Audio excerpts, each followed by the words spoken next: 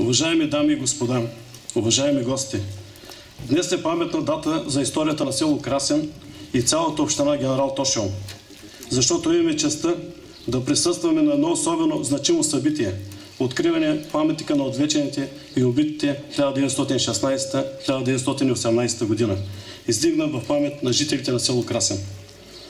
Гости на днешното паметно събитие са господин Владимир Начев, председател на Общински съвет град Генерал Тошево,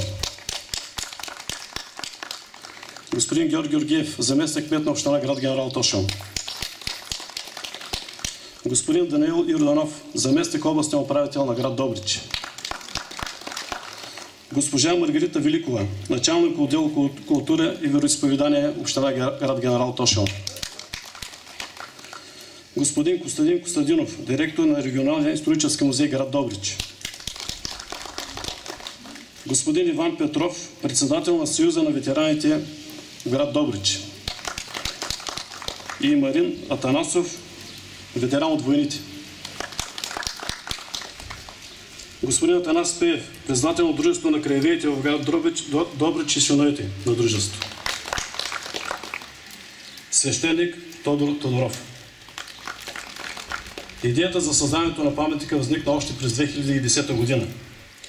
Той да изразява почет и уважение за откаляните и убитите през 1916-1918 година.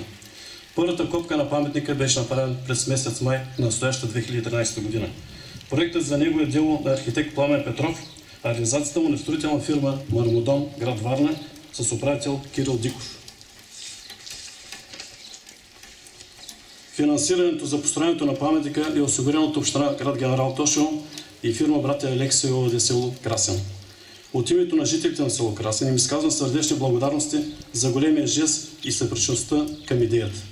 Давам думата на заместник кмета господин Георги Георгиев за изнасяне на слово. Уважаеми дами и господа, господин председател на Общинския съвет, господин заместник областен управител, господин кмете, уважаеми присъстващи, за мен е голяма чест да бъдем заедно тук, на това място, където ще покажем още веднъж, че сме достойни добруджанци.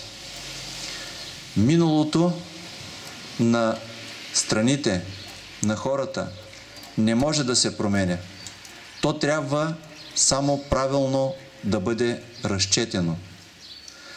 Миналото е такова, каквото е било. Първата световна война е най-голямото събитие в първото 20-летие на 20 век, което променя коренно съдбата на много страни и народи, включително и на нашия. За голямо съжаление, Южна Добруджа след Букурешкия мирен договор остава в пределите на Румъния. Това е в периода от 1913 до 1916 година. Когато нашата родина България влиза в Първата световна война, българите от Южна Добруджа са били принуждавани да участват с всичко, което имат на страната на Румъния.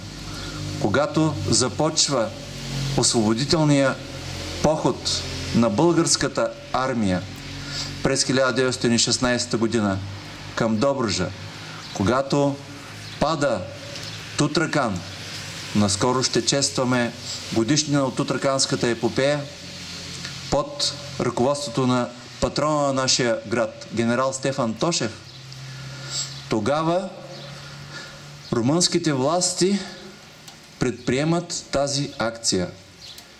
Десетки хиляди са българите, отвлечени в Румъния и в Молдова от държавата Румъния тогава. И почти половината от тях не се връщат по своите родни места. Ние с днешното събитие, с днешното откриване на събитието, не търсим повод за реваншизъм. Ние правим нов прочит на историята. Ние показваме, че сме достойни наследници на хората, които оставиха костите си по време на Първата световна война, включително и тези хора, отвлечени от домовете им и след това почти 3 години в Румъния и Молдова, половината от тях се завръщат след края на Първата световна война, но половината остават в неизвестни гробове по тези земи. Така че нека да сведем чела пред тяхния подвиг, пред тяхната саможертва, пред тяхния отдаден живот, за да живеем днес, почти 100 години по-късно, в една друга обединена Европа. Ние не търсим нищо спрямо нашия съседен днес румънски народ. Просто показваме, че помним.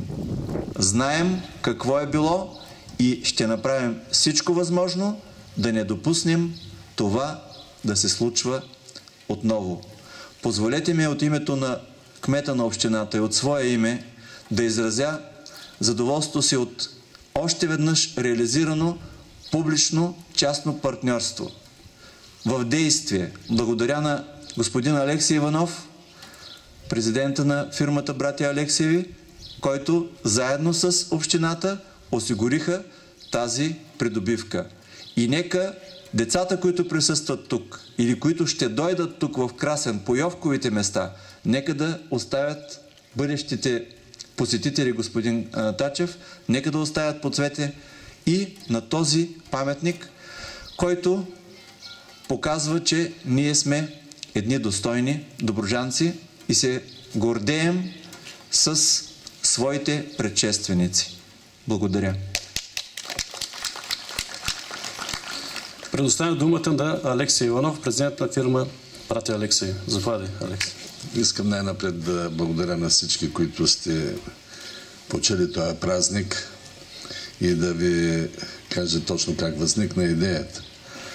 Предните 2 мандата бях общински съветник и взехме решение да не получаваме заплати като общински съветник. Обаче след това се изменя решението, а аз постоянно мисля, че нямам заплата.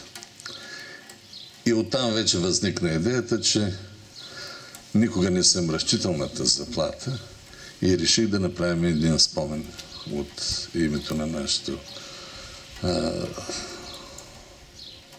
от нашата фамилия и заедно с община Генерал Тошево направихме този паметник в чест на загиналите и то невинни жертви.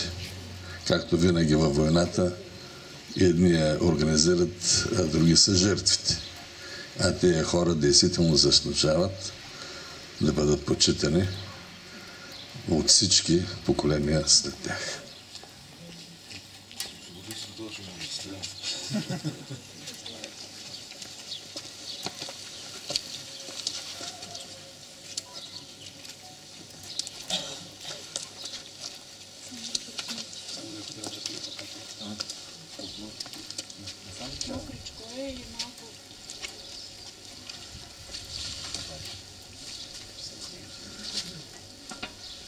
Да ви е честито.